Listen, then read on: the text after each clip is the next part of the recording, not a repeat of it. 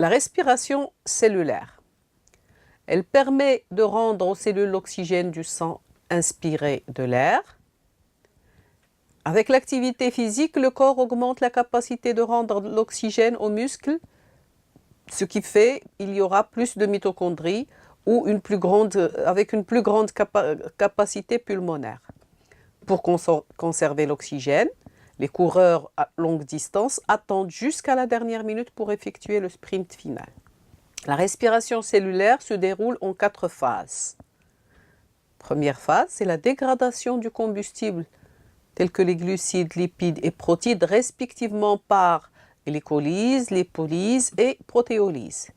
2. Le cycle de Krebs, qui est une succession d'oxydation de l'acétyl-coenzyme A qui assure le déshabillage de cet acétyl-CoA et extraction des électrons riches en énergie.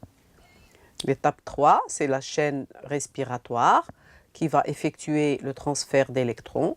Ce sont des réactions d'oxydoréduction avec production d'une petite quantité d'énergie à chaque transfert d'électrons, ce qui entraîne le passage de H+, le proton H+, du cycle de Krebs vers l'espace intermembranaire mitochondrial, créant une DDP protonique. L'étape 4 est une phosphorylation oxydative qui permet le retour des protons vers la matrice via l'ATPosome, ce qui constitue un flux de protons, et l'ATP synthétase de la tête va catalyser la réaction ADP plus P plus l'énergie, donnant l'ATP. Alors maintenant, on va étayer chacune de ces étapes. Alors la première étape, dégradation de combustible dans le cytoplasme, a lieu lorsque les glucides subissent la glycolyse et libèrent le pyruvate.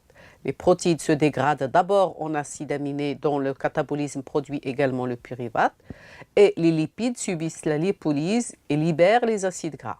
Chacun de ces produits pénètre dans la matrice mitochondriale pour subir le cycle de Krebs. Deuxième étape, le cycle de Krebs. Elle a lieu dans la matrice mitochondriale. Alors, l'acide gras et le pyruvate entrent dans la mitochondrie par les porinoperméases de la membrane mitochondriale. Ils seront transformés en acétyl-coenzyme A avec production de NADH et de CO2 pour le pyruvate et de NADH et FADH2 pour les acides gras. L'acétyl-coenzyme A entame le cycle de Krebs, c'est-à-dire une succession d'oxydation avec extraction de protons H+, et d'électrons de haute valeur énergétique. Ici, vous avez les différentes étapes. En bas, vous avez les molécules venant de l'alimentation, acide gras, acide pyruvique et glucolyse. En bas, ils rentrent. Après leur dégradation, l'acide gras et l'acide pyruvique rentrent, transformés dans la matrice mitochondriale en acétyl-CoA, qui va tourner dans le cycle de Krebs et produire soit le NADH, soit le FAD. Et maintenant, les électrons produits se dirigent vers la chaîne respiratoire, c'est-à-dire l'étape 3. Alors, l'étape 3 aux chaînes respiratoires effectue le transfert d'électrons produits par le cycle de Krebs.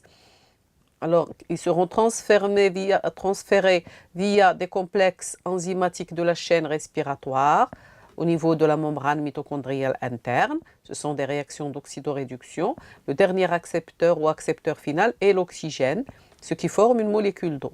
En parallèle, des protons H+ sont exportés de la matrice mitochondriale vers l'espace intermembranaire en utilisant l'énergie produite par les réactions d'oxydoréduction, ce qui crée une différence de potentiel en protons ou DDP entre l'espace intermembranaire et la matrice mitochondriale. Alors vous voyez en bas la chaîne respiratoire avec des complexes enzymatiques de différentes couleurs, mauve, donc orange, bleu, rouge, vert, et l'ATPosome ou l'ATP synthétase qui contient l'ATP synthétase en dernier. Dernière étape, la phosphorylation oxydative qui a lieu dans l'ATPosome. Alors le retour des protons H+ de l'espace intermembranaire vers la matrice se fait à travers un canal créé dans l'ATPosome, ce qui crée un flux de protons via l'ATPosome, activant l'ATP synthétase de la tête de l'ATPosome, qui catalysera la phosphorylation oxydative de l'ADP en ATP en utilisant l'énergie du flux protonique. C'est la phosphorylation oxydative qui va donc libérer l'ATP aux dernières étapes de la chaîne respiratoire.